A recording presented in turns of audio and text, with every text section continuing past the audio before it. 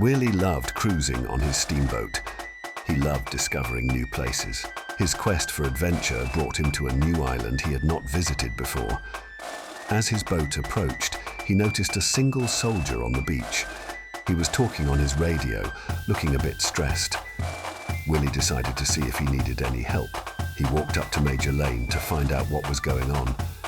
Lane looked like he would prefer to stay silent, but he eyed up Willie's steamboat, sighed, and started to talk. It turned out there were some arms dealers on the island who were preparing a huge shipment for a group of very dangerous terrorists.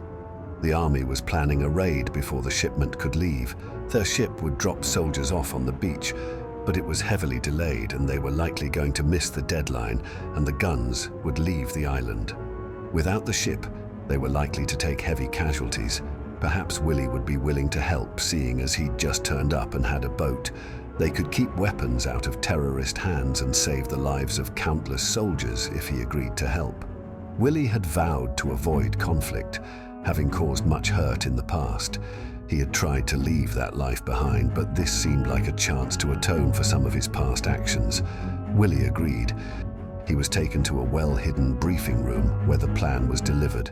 At first light, Willie was going to distract the enemy while the ground troops moved in. Once the enemy were engaged, Willie would drop off the remaining soldiers from his boat and the attack would commence from both sides. It all made sense to Willie, so Major Lane started to escort him to the armory to get ready.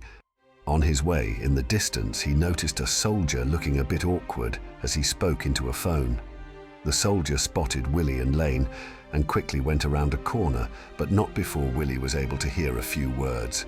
The soldier was very far, but Willie had particularly good hearing and he picked up a few words. Pincer, steamboat. Willie wondered what that was about and was about to point it out to Lane, but he had already started to talk and Willie got distracted.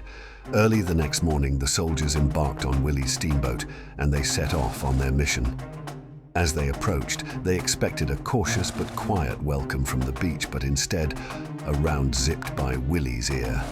Then another and another. A machine gun position had been set up and was firing on the boat.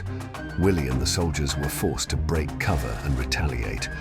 This position was not there when the recce took place, and it was not part of the plan. It was as if they knew the attack was coming and fortified the beach. Several of the soldiers were hit on the boat, and Willie saw Lane take a round to the chest. Willie ran over to help his new friend, but as his nose detected blood, an old wave of anger washed over him, something he had not felt in years and would have preferred to never feel again. He jumped out of the boat and swam to the shore. There was a pile of logs with an axe stuck in one of them. He grabbed it and made his way to the machine gun position that was firing at his boat. As he approached, a round buried itself into his arm, but he ignored it and jumped on the soldiers, burying the axe into their bodies.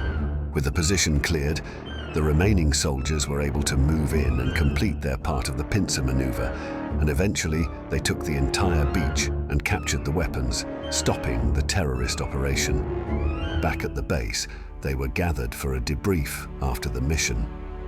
It turned out that they had been sold out, and the mission was nearly compromised.